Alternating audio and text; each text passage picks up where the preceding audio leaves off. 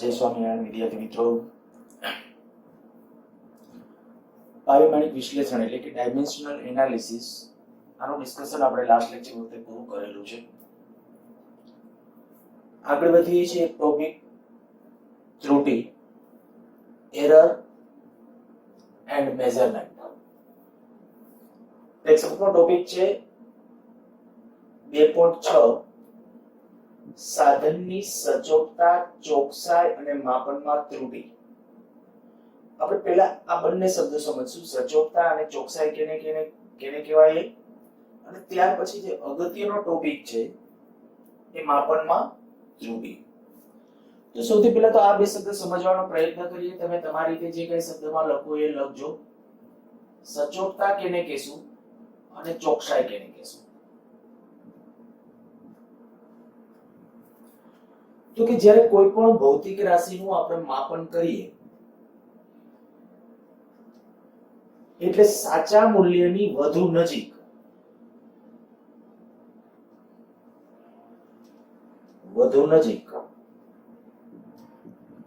એટલે ચોકસાઈ સમજવું, અને વધુ વિભેદન સુધી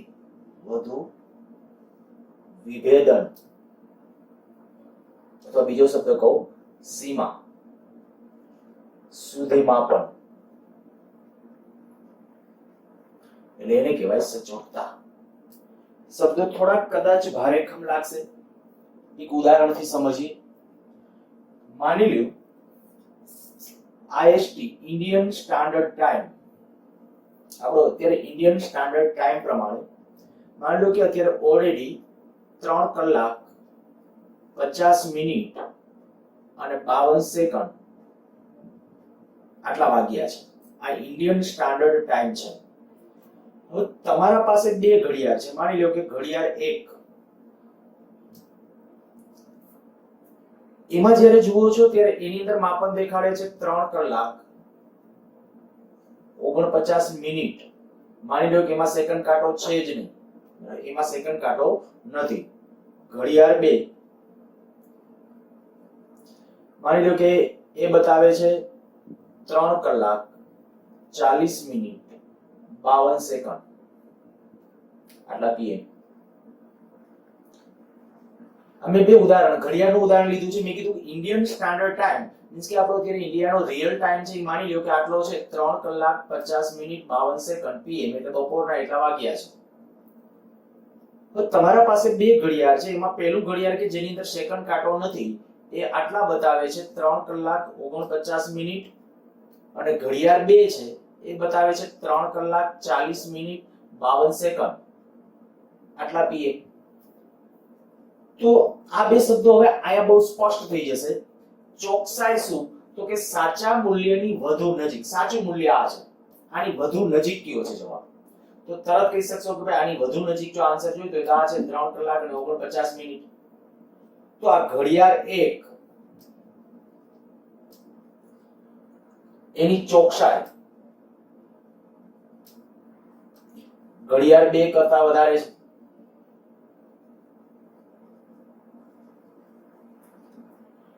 પણ જો સચોટતાની દ્રષ્ટિએ વિચારીએ તો હું તમને એમ કહું કે જે તે સમયે માની લ્યો કે આના રીડિંગ કદાચ ગમે તે હોય, વધુ સાચા મૂલ્યની નજીક ગમે એ હોય કે દૂરનું મૂલ્ય હોય, પણ વધુ એક્યુરસી પૂર્વક આમાં તમે કોઈ દિવસ સેકન્ડ છે મેઝર નથી કરી શકવાના. પણ માની લો કે આપણા ડિજિટલ ઘડિયાળ છે અને ડિજિટલ ઘડિયાળની અંદર છે સેકન્ડ તમે મેઝર કરી શકો છો. તો એનો અર્થ કે જ્યારે કોઈ પણ વ્યક્તિ સમય જોશે ત્યારે સ્પષ્ટ બોલી શકશે કે અત્યારે 3 કલાક 40 મિનિટ 50 સેકન્ડ કે 52 સેકન્ડ કે જે કાંઈ સમય હશે એ એકદમ સ્પષ્ટ સેકન્ડ સાથે. પણ તો આ કહી શકે આ વધુ સચોટ છે અથવા વધુ વિભેદન સુધી છે. વધુ વિભેદન અથવા બીજો શબ્દ સીમા, વધુ બોર્ડર સુધી. સાચા મૂલ્યની વધુ નજીક એમ નહીં, બરાબર? વધુ સાચા મૂલ્યની નજીક આ છે, પણ વધુ સચોટ છે. બે શબ્દો ધ્યાન રાખજો, નહીતર બે વચ્ચે ખાસ કોન્ટ્રાવર્સી થશે. કોઈ પણ નું માપન હોય, આ તો મેં ખાલી ઘડિયાળનું એક ઉદાહરણ લીધું. માની લ્યો આપણે આવું કહીએ, આ માર્કર પેનની લેન્થ, માર્કરની લંબાઈ, ધારો કે આની સાચી લંબાઈ આશરે હું અત્યારે એમ કહી દઉં કે ભાઈ 18 18.32 સેન્ટીમીટર છે. મેં આની લેન્થ સ્કેલની મદદથી માપી, સ્કેલની મદદથી લંબાઈ.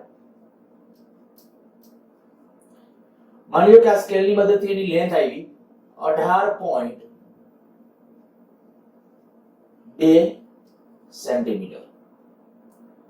બીજું કોઈ ઉપકરણ લીધું, દાખલા તરીકે કહો વર્નિયર કેલિપર્સ. કેટલાકને કદાચ આ નામ ખબર હશે, નામ ન ખબર હોય, વર્નિયર કેલિપર્સ, માઇક્રોમીટર સ્ક્રૂ. તો આ જ્યારે આપણે ખરેખર રૂબરૂ મળશું ત્યારે હું તમને ક્લાસમાં બતાવડાવીશ વર્નિયર કેલિપર્સ શું છે, એની મદદથી કેવી રીતે લેન્થ મપાય કે. પણ એ આના કરતા મીટર સ્કેલ ની અંદર હું તમને એમ કહી શકું, આ દાખલા તરીકે મીટર પટ્ટી હોય તો એની અંદર અહીંયા 0, અહીંયા 1 સેન્ટીમીટર, અહીંયા 2 સેન્ટીમીટર, અહીંયા 3 સેન્ટીમીટર, એટલે આખી મીટર પટ્ટી ડ્રો નથી કર્યા, ખાલી 3 સેન્ટીમીટર લીધા છે. તો એની અંદર તમને પાછી એ ખબર છે કે અહીંથી અહીંયા સુધીનું 1 સેન્ટીમીટર, પણ વચ્ચે પાછા કેટલા કાપા? 9 કાપા આવશે, એટલે 10 વિભાગો થશે. તો પાસ એના બે કાપા વચ્ચેનું માપ કેટલું થાય? 0.1 સેન્ટીમીટર. 0.1. એનો અર્થ કે આ જે સ્કેલ છે ને એની લમાસ લઘુત્તમ માપ શક્તિ, શબ્દ યાદ રાખજો, હવે પછી તેને બાંધીને બોલીશ. તો લઘુત્તમ માપ શક્તિ કેટલી છે? 0.1 સેન્ટીમીટર અથવા 10⁻³ મીટર. મીટરમાં ફેરવા છે, આને કહેવાય 10⁻⁻1 સેન્ટીમીટર, અને એને આપણે મીટરમાં ફેરવા છે તો 10⁻³ મીટર. આવી રીતે અત્યારે આ યાદ રાખજો. બાકી વર્નિયર કેલિપર્સ બતાવીશ ત્યારે તમને સચોટ થશે. વર્નિયર કેલિપર્સ હોય તો વર્નિયર કેલિપર્સ ની લમાસ ઈ હોય 0.01 સેન્ટીમીટર. એટલે આનો અર્થ શું થાય? તો કે અર્થ આ કે ભાઈ આ સ્કેલની મદદથી તમે ઓછામાં ઓછું માપ કેટલું માપી શકો? તો કે 0.1 સેન્ટીમીટર. એથી નાનું માપ હોય તો માપી શકાય? તો કે ના, એક્યુરસી પૂર્વક ન માપી શકાય, સચોટતા પૂર્વક ન માપી શકાય. આનાથી નાનું માપ હોય તો 0.1 સેન્ટીમીટર, એટલે એને કહેવાય એની લમાસ, લીસ્ટ કાઉન્ટ. લીસ્ટ કાઉન્ટ ઇંગ્લિશમાં લમાસ લઘુત્તમ માપ શક્તિ કે ભાઈ આપેલ સાધન ઓછામાં ઓછું અથવા નાનામાં નાના કેટલા માપ સુધી માપી શકશે તો એને કહેવાય લીસ્ટ કાઉન્ટ, લઘુત્તમ માપ શક્તિ. તો આપણે આ ઉપકરણની લઘુત્તમ માપ શક્તિ કેટલી છે? 10⁻³ મીટર. અચ્છા, સ્કેલ માટે કદાચ આ તમને ન દેખાણો હોય તો હું ફરીથી લખી નાખું છું. સ્કેલ માટે લમાસ કેટલી છે? તો 0.1 સેન્ટીમીટર. બરાબર, અહીંયા કદાચ નથી દેખાણો તો 0.1 સેન્ટીમીટર સ્કેલ માટેની, અથવા 10⁻³ મીટર. એટલે એની લમાસ હશે કે એની સ્કેલની. પણ વર્નિયર કેલિપર્સ એનાથી થોડું વધુ સચોટ છે, એની લમાસ કેટલી? 0.01 સેન્ટીમીટર. અત્યારે મેં કીધું આ વર્નિયર કેલિપર્સ શું છે કે હા, ચિત્ર કદાચ જોઈ શકો તમે, ચિત્ર ગમે ત્યાં મળી જશે, ગૂગલ સર્ચમાં લેશો તોય તમને વર્નિયર કેલિપર્સ મળી જશે. પણ એક્ઝેક્ટલી હું તમને વર્નિયર કેલિપર્સ બતાવીશ, એનાથી કેમ રીડિંગ લેવાય એ પણ જોવાનું છે, અને તમારે ખરેખર એ પ્રેક્ટિકલ લેબની અંદર એનો પ્રેક્ટિકલ પણ કરવાનો છે. તો વર્નિયર કેલિપર્સની લમાસ એ આટલી છે. તો હું તમને કહું કે આપણે માર્કર પેનની વાત કરતો તો હું માર્કર પેન છે એની લેન્થ વર્નિયર કેલિપર્સની મદદથી માપું. જો આ સ્કેલ આપણે ફૂટપટ્ટીની મદદથી માપું તો 18.2 સેન્ટીમીટર માની લ્યો કઈ, પણ વર્નિયર કેલિપર્સની મદદથી માપીએ તો કે 18.28 સેન્ટીમીટર માની લ્યો. તો આ જે હતું 18.2 સેમી, એના કરતા વર્નિયર કેલિપર્સની મદદથી આપણે લેન્થ માપી કેટલી આવી? 18.28 સેન્ટીમીટર. તો વધુ સચોટ કયું છે? તો કે વધુ સચોટ એટલે પોઈન્ટ પછી અહીંયા બે આંકડા સુધી છે, તો આ વધુ સચોટ અવલોકન કહેવાય, જ્યારે એની સાપેક્ષમાં આ ઓછું સચોટ છે. અચ્છા, આમાં ચોકસાઈ કેની વધારે? જો ચોકસાઈની વાત હોય તો ચોકસાઈ એટલે તમે કોઈ સાચા મૂલ્યની કયું વધારે નજીક છે? આ વધારે, આ સાચું મૂલ્ય છે, એની આ નજીક છે કે આ નજીક? તો કે આ નજીક છે.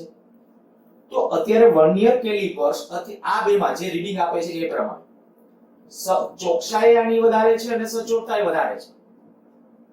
બરાબર, હું ફરીથી બોલું છું, આ સાચું મૂલ્ય છે. બરાબર, આપણે માની લો કે માર્કર પેનનું સાચું મૂલ્ય અથવા સાચી લંબાઈ છે એ આ છે.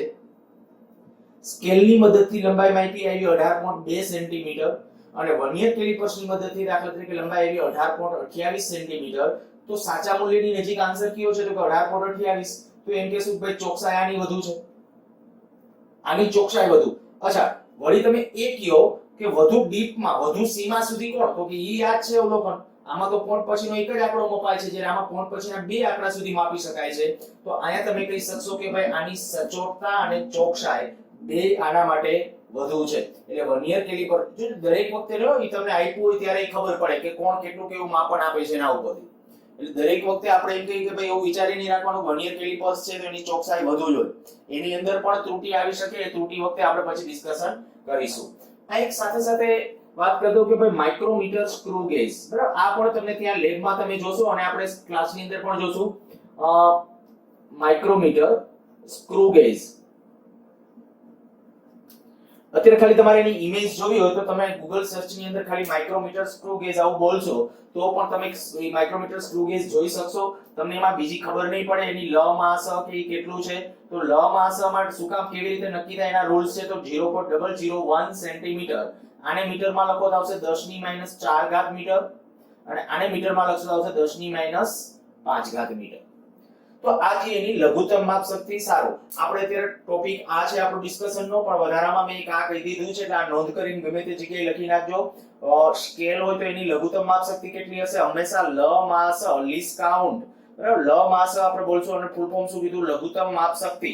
તો એ કેટલી છે? તો કે 0.1 સેન્ટીમીટર, એનાથી નાનું માપ ઈ માપી શકતું નથી, એટલે એને લીસ્ટ કાઉન્ટ કહેવાય. પછી વર્નિયર કેલિપર્સ છે તો એ વર્નિયર કેલિપર્સની લીસ્ટ કાઉન્ટ કેટલી? તો કે 0.01 સેન્ટીમીટર, મીન્સ કે એની લ માં સ આટલી છે. અને માઇક્રોમીટર સ્ક્રૂ એના કરતાં વધુ સચોટ છે. જો આના કરતાં આની સચોટતા વધુ, આના કરતાં આની વધારે સચોટતા. હું એવું નથી કહેતો ચોકસાઈ છે એ આના કરતાં આની વધારે છે, એના કરતાં આની ચોકસાઈ બની શકે કે એમાં ત્રુટિ હોય. વર્નિયર કેલિપર્સ છે પણ માની લો કે વર્નિયર કેલિપર્સમાં જેના ટેલ ને હેડ ને એના જે ભાગ હોય એ માની લો કે ખરાબ થઈ ગયા છે અને પરિણામે એક્ઝેક્ટ ચોક્કસ મૂલ્ય નથી આપતું, તો બની શકે કે એની ચોકસાઈ સ્કેલ કરતાં ઓછી હોઈ શકે.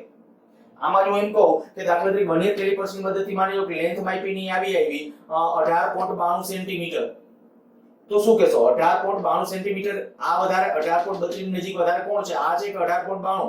તો તરત કહી શકશો આ નજીક થઈ જાય તો ત્યારે ચોકસાઈ આની વધારે થશે, ત્યારે સચોટતા આની વધારે થશે. ટૂંકમાં પોઈન્ટ પછીના બે આંકડાઓનું જે રીડિંગ, એટલે હવે પછી એક સામાન્ય કોમન ક્વેશ્ચન તમને આવો પૂછવામાં આવે કે માની લો કોઈ ભૌતિક રાશિનું માપન કર્યું અને એનું માપન આ છે 1.23 અને 2.345 4.5678, તો આમાં તમને એમ કે ભાઈ સચોટતા કેની વધારે? તો સચોટતા તમે એના મૂલ્યો ઉપરથી ગણી શકો, કહી શકો ભાઈ સચોટતા આની વધુ છે. પોઈન્ટ પછી જાજા આંકડાઓ સુધી માપન છે, એટલે ટૂંકમાં પોઈન્ટ પછી જાજા અંકો સુધીનું માપન હોય એટલે કે એક્યુરસી. આપણે એક્યુરસી એટલે ચોકસાઈ શબ્દ થાય, પણ અહીંયા આપણે કે વધુ સચોટ, વધુ વિભેદન ત્યાં સુધીનું માપન હોય તો ત્યારે એના કિસ્સામાં આપણે એની સચોટતા વધુ છે એમ કહેવાય.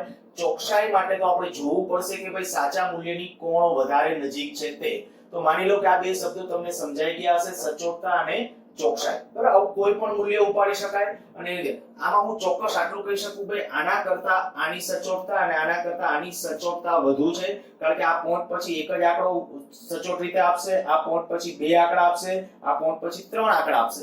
તો સચોટતા મેં કીધું એ પ્રમાણે આમ છે. ચોકસાઈ માટે આપણે કેવું મુશ્કેલ છે, ડિપેન્ડ્સ કે સાધન ખરાબ હોય તો કદાચ ચોકસાઈ છે પ્લસ માઇનસ હોઈ શકે ખરા. અચ્છા, આગળ વધીએ. માપનમાં ત્રુટિ.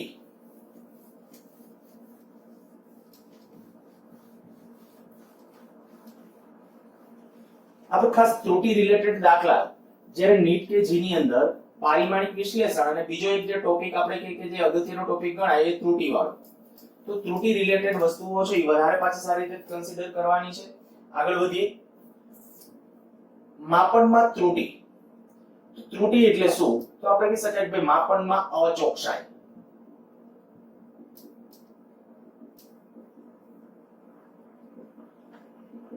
આ ટૂંકી વ્યાખ્યા. માપનમાં જે અચોકસાઈ છે એને આપણે ત્રુટિ કહેવાય. કોઈ પણ વસ્તુનું તમે માપન કરો છો તો સાચા મૂલ્યથી કેટલું દૂર વયું જાય છે એને એની ત્રુટિ કહેવાય. હું હમણાં તમે કહેતો માની લો કે આ માર્કર પેનની લેન્થ, સાચી પેન લેન્થ માની લો કે 18.32 સેન્ટીમીટર છે, પણ મેં કોકની મદદથી માપી, ગમે એ કારણ હોય, પણ કોકની મદદથી લેન્થ માપી, માની લો કે એ આવી 18.76 સેન્ટીમીટર, તો સમજવાનું કે ત્રુટિ છે. ત્રુટિ એટલે જે પેલું વેરિએશન આવ્યું તે, બરાબર. હવે કેમ નક્કી કરાય, કેવી રીતે ત્રુટિનો અંદાજ, એ બધું ડિસ્કશન આપણે કરવું છે.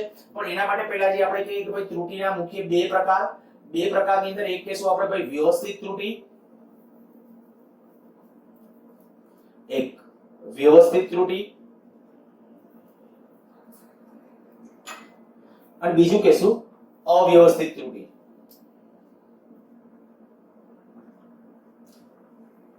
જેને રેન્ડમ એરર તરીકે પણ ઓળખવામાં આવે છે. જે વ્યવસ્થિત ત્રુટિ છે આ ધન, શૂન્ય અથવા ઋણ, આમ તો શૂન્ય બોલ શબ્દ ત્યારે આપણે કે જો કે શૂન્ય એરર આવો શબ્દ પ્રયોગ થાય છે આપણે સાધન માટે, હમણાં તમને સમજાવું. પણ વ્યવસ્થિત ત્રુટિ ધન કે ઋણ ગમે તે એક જ, ગમે તે એક જ હોય. ધન તો ધન હોય, ઋણ તો ઋણ હોય. આનું નક્કી નહીં, ક્યારેક ધન તો ક્યારેક ઋણ. આમ તો શબ્દ ઘણું બધું સૂચવી જાય છે કે વ્યવસ્થિત ત્રુટિ, તાલબદ્ધ રીતે ત્રુટિ. વ્યવસ્થિત ત્રુટિની અંદર આપણો સૌથી પહેલા વ્યવસ્થિત ત્રુટિના જો પ્રકાર પાડો તો વ્યવસ્થિત ત્રુટિની અંદર પાછું એક સાધનની ત્રુટિ,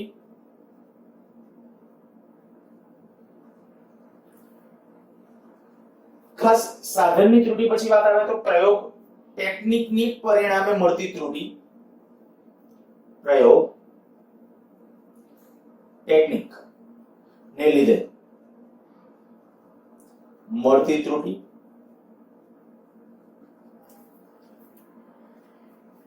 અને એક કહી દઉં વ્યક્તિગત ત્રુટિ.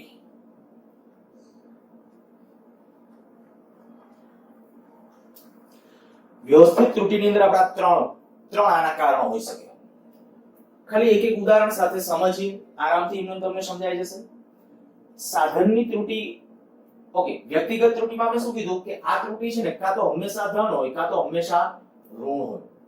માની લ્યો કે તમારે માર્કર પેન છે એની લેન્થ માપવાની છે, તમે સ્કેલની મદદથી માપો છો. સ્કેલ મીન્સ કે ફૂટ પટ્ટી કે મીટર પટ્ટી કે જે કયો હોય એની મદદથી માપો છો.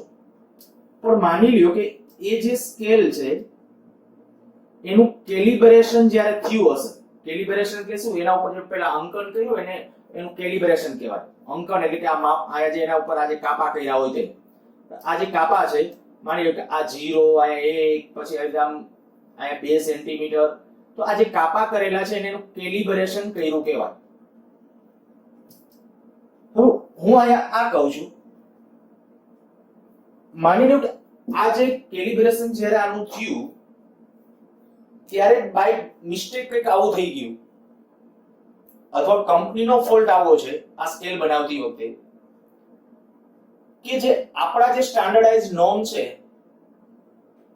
એના કરતા આ જે સ્કેલ છે એનું કેલિબ્રેશન છે એ થોડુંક વાસ્ટ ડિસ્ટન્સમાં થયું છે. મીન્સ કે માની લ્યો કે આ આપણી કંપાસની સ્કેલ હોય, કંપાસની સ્કેલ તો એ 15 સેન્ટીમીટર, બરાબર, 15 સેન્ટીમીટરની જે સ્કેલ છે, પણ દાખલા તરીકે 0 થી 15 સુધીના જે 0 થી 15 સેન્ટીમીટરનું જે માર્ક કરેલું છે, રિયલમાં જો ઈ લેન્થ આપણા જે સ્ટાન્ડર્ડ ઉપકરણો છે એની મદદથી માપો તો માની લ્યો કે 15.2 સેન્ટીમીટર જેટલી થાય છે. તો તમને એ તો ખબર પડી ગઈ કે થયું શું કે હું જ્યારે ખરેખર ઈ સાધનની મદદથી માપીશ ને ત્યારે એમાં ત્રુટિ આવશે. હું શું બોલું છું કે માની લ્યો કે આપણી જે ખરેખર એક સ્ટાન્ડર્ડ સ્કેલ છે, બરાબર, એક સ્ટાન્ડર્ડ સ્કેલ છે, આમાં આપણે કઈ આ એક આપણી કોઈ એક આપણે ગમે ત્યાંથી સ્કેલ લીધી અને એ સ્કેલની અંદર અહીંયા આપણે કઈ આ 15 સેન્ટીમીટર આ દેખાડે 15 સેન્ટીમીટર, પણ જે આપણી સ્ટાન્ડર્ડ સ્કેલ છે એની અંદર શું છે તો કે એની અંદર તો 15 સેન્ટીમીટર અહીંયા થઈ ગયા છે.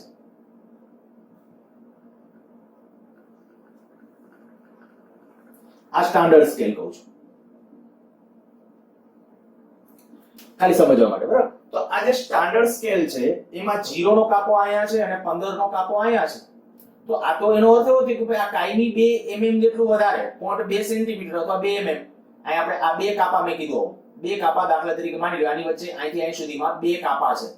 જો આની વચ્ચે બે કાપા હોય અહીંથી આના આ બિંદુ અને આ 15 નું આનું જે બિંદુ છે એના વચ્ચે બે એટલે આમ ટોટલ બે વિભાગો, તો આ આપણે કહી શકાય કે આ માપ કેટલું થશે 0.2 સેન્ટીમીટર. તો એનો અર્થ એ કે આ સાધનની ત્રુટિ પ્રત્યેક સેન્ટીમીટર દીઠ કેટલી થાય? પ્રત્યેક સેન્ટીમીટર દીઠ કેટલી થાય? 15 સેન્ટીમીટરે આટલી થઈ, તો તમે લખી શકો કે ભાઈ 15 સેન્ટીમીટરે 15 સેન્ટીમીટર દીઠ ત્રુટિ કેટલી આવી? 0.2 વધારે આવશે ને, માપશે ખરેખર ઓછું માપશે આપણા માટે. જ્યારે 15 સેન્ટીમીટર એટલે 0.2, તો આ આપણે કે 0.2 સેન્ટીમીટર જેટલું. તો સામે હું તમને એમ કહું છું કે 1 સેન્ટીમીટર દીઠ કેટલું? 15 સેન્ટીમીટરે ત્રુટિ કેટલાની આવી? 0.2. 15 સેન્ટીમીટરે 0.2 ની ત્રુટિ આવે છે. આટલું ખરેખર 0.2 જેટલું આ સ્કેલની મદદથી માપો તો ઓછું માપશે કે વધારે? વિચારો. આ સ્કેલની મદદથી માપશો, ખરેખર મેં એક્ઝેક્ટલી કોઈ 15 સેન્ટીમીટર વાળી વસ્તુ લીધી, તો 15 સેન્ટીમીટર વાળી વસ્તુ લઈને અહીંયા રાખીશ તો એ બતાવશે કેટલું? 14.8. કારણ કે ઈ સ્કેલ તો ત્રુટી છે, એમાં 15 નો કાપો તો અહીંયા છે, રિયલમાં 15 સેન્ટીમીટર તો આગળ થઈ જાય છે. તો અહીંયા જે આ સ્ટાન્ડર્ડ સ્કેલની અંદર જે છે એની અંદર 15 સેન્ટીમીટર નો કાપો અહીંયા છે. આપણે આ ત્રુટિ વાળી જે સ્કેલ છે એની અંદર 15 નો કાપો અહીંયા છે. તો 0.2 સેન્ટીમીટર જેટલું મેં કીધું કે આમ જે છે રીડિંગ આ બાજુ ખસી ગયેલું છે, એટલે ત્રુટિ કેટલાની છે? 0.2 ની, પણ 15 સેન્ટીમીટર. તો 1 સેન્ટીમીટરે ત્રુટિ કેટલાની આવશે? તો કે 1 સેન્ટીમીટરે જો ત્રુટિ જોઈતી હોય તો 0.2 ભાગ્યા 15, આનાથી જે થશે એટલા સેન્ટીમીટર. આ 1 સેન્ટીમીટર દીઠ આટલું રીડિંગ ઓછું આવશે કે વધારે? તો કે ઓછું. હું હજી ફરીથી બોલું છું, આ ઓછું વધારેમાં લોચા ન થાય, ખાસ જોજો. તો અહીંયા તમે એ કહી શકો કે ભાઈ આપણી જે સ્ટાન્ડર્ડ સ્કેલ છે ઈ સ્ટાન્ડર્ડ માપ આપે. ઈ 15, જો 15 સેમી ની કોઈ વસ્તુ હોત અને હું એક્ઝેક્ટ આયા રાખત તો ઈ 15 સેમી બતાવે. પણ ઈ જ વસ્તુ આ આપણી જે ભૂલ ભરેલી સ્કેલ છે એની મદદથી તમે માપો છો તો ઈ 15 બતાવશે, 15 કરતા ઓછું? તો કે ઓછું બતાવશે. તો જો ઓછું બતાવે તો એનો અર્થ એવો કે ખરેખર કેટલું ઓછું બતાવ્યું? 0.2.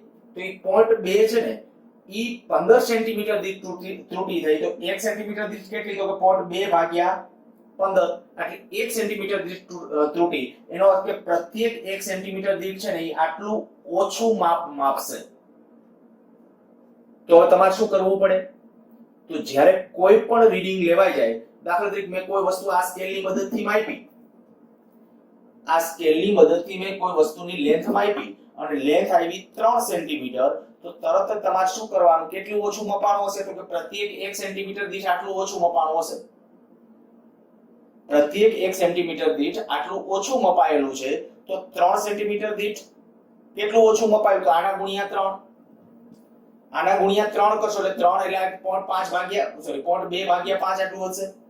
તો 0.2 ભાગ્યા 5 એટલું માપ 3 સેન્ટીમીટર દીઠ ઓછું મપાણું. તમારે શું કરવું પડશે? ફાઇનલ રીડિંગ લઈ લ્યો, પછી એટલા એડ કરી દેવા પડે કે નહીં? બરાબર. પ્રત્યેક સેન્ટીમીટર દીઠ ટૂંકમાં કેટલું એડ કરવાનું? આટલું. હવે આવી જો પરિસ્થિતિ ઓછું માપે ને તો ઈ સાધનની ત્રુટિ છે, ઈ સાધનની ત્રુટિ કહેવાય. કારણ કે આપણી સ્કેલ જ ભૂલ ભરેલી હતી. તો ઈ સાધનની ત્રુટિમાં આવીને ઈ વ્યવસ્થિત કહેવાય. વ્યવસ્થિત એટલા માટે કે એને દૂર કરી શકાય. જે વ્યવસ્થિત ત્રુટિ હોય ને એ કાં તો પ્લસ હોય અને કાં તો માઈનસ હોય, ગમે ઈ ના હોય. કાં તો પ્લસ કાં તો માઈનસ. પણ ઈ બે એક પ્લસ એ હોઈ શકે ક્યારેક ને ક્યારેક માઈનસ, એવું નહીં. માની લો કે આપણી જે સ્કેલ હતી તો સ્કેલ આજે આપણે કીધું ભાઈ આજે ઈ 15 સેન્ટીમીટર દીઠ 0.2 સેન્ટીમીટર જેટલું ઓછું માપ આપે છે, તો પછી આવતીકાલે શું એનાથી ઊંધું થઈ જશે? તો કે ના. તો ઈ જે ત્રુટિ છે એ ત્રુટિને કહેવાય કેવી? ઋણ. હવે ઋણ ત્રુટિ હોય ને ઈ ઋણ ત્રુટિ છે. ઓછું માપે તો ઋણ ત્રુટિ. શું કરવાનું? તો ફાઇનલ રીડિંગ આવી જાય પછી એટલું એડ કરવાનું. જે ત્રુટિ છે એને અનુરૂપ મૂલ્ય પછી તમારે એડ કરવાનું થાય. તો એ જે એડ કરો ત્યારે પાછું તમને સાચું મૂલ્ય મળી શકે. કદાચ હવે આ શબ્દ તમને સમજાઈ ગયો હશે ભાઈ વ્યવસ્થિત ત્રુટિ કેને કહેવાય. ભલે આ ત્રણ પ્રકાર સમજ, એમાંથી મેં આ એક જ સમજાયો, સાધનની ત્રુટિ. બરાબર. પછી પ્રયોગ ટેકનિકને લીધે મળતી ત્રુટિ, હવે એની ચર્ચા કરશું. પણ હજી એકવાર ફરીથી હું બોલી જાઉં છું, વ્યવસ્થિત ત્રુટિ એટલે શું? તો કે માપનમાં મળતી એક એવી ત્રુટિ કે જે કાં તો ધન હોય અને કાં તો ઋણ, બેમાંથી એક જ હોય. અને ચોક્કસ રીતે અવલોકનો લઈ અને આ ત્રુટિ છે એને નાબૂદ કરી શકાય, પણ અવ્યવસ્થિત ત્રુટિ, હું તમને એમ કહું કે ભાઈ આપણે અવ્યવસ્થિત ત્રુટિ માટે જ્યારે ડિસ્કશન કરીએ, અવ્યવસ્થિત ત્રુટિ એટલે શું? તો કે તમે આગાહી ન કરી રાખેલા કેટલાક પરિબળોને કારણે ઉત્પન્ન થાય, આગાહી ન કરેલા કેટલાક પરિબળોને લીધે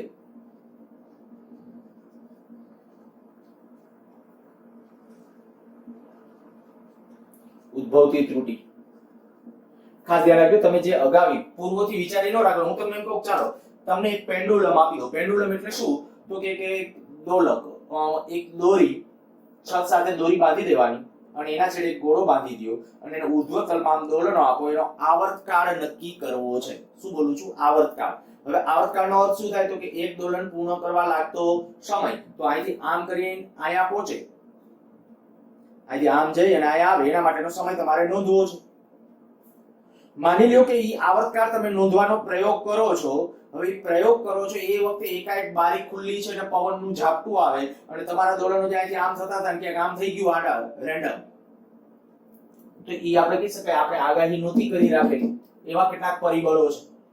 આ ત્રુટિ ગમે તે હોઈ શકે, પ્લસ એ હોઈ શકે, માઇનસ એ હોઈ શકે. તમે એમ ન કહી શકો કે એને પરિણામે ઈ જે તમે પરિબળ આગાહી કરી રાખેલો તેને કારણે તમે જે સમય માપવાના છો, આવર્તકાળ એટલે એક દોલન માટેનો જે તમે સમય નોંધશો એ સમય કરતા વધારે સમય, કારણ કે ડિપેન્ડ્સ કે અહીંથી આમ કરીને આમ દોલક આવતું હતું, એ વખતે જો પવનનું ઝાપટું આવશે, એ વખતે આમ ધક્કો લાગશે તો બની શકે કદાચ સમય વધારે નોંધશે.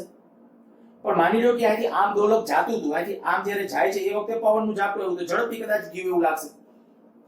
તો બની શકે આવા કેટલાક કારણોને પરિણામે કે એ જે ત્રુટિ મળે એ ત્રુટિ કેવી હશે? અવ્યવસ્થિત ત્રુટિ.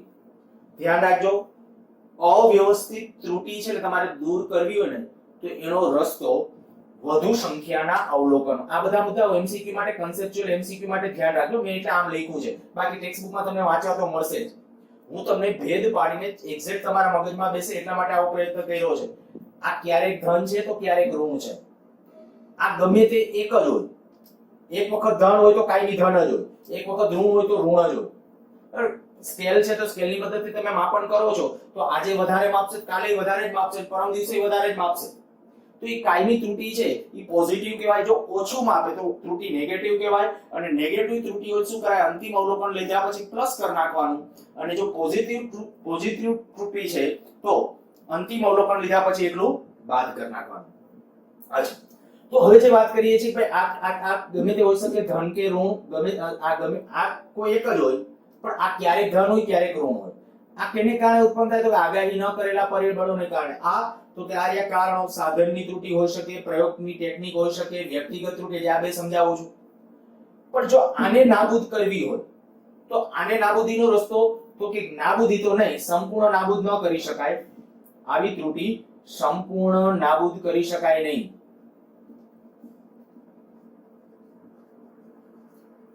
પરંતુ વધુ સંખ્યાના અવલોકનો લઈ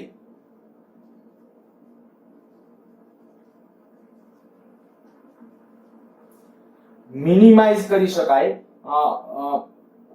એટલે કે લઘુત્તમ કરી શકાય. મિનિમાઇઝ,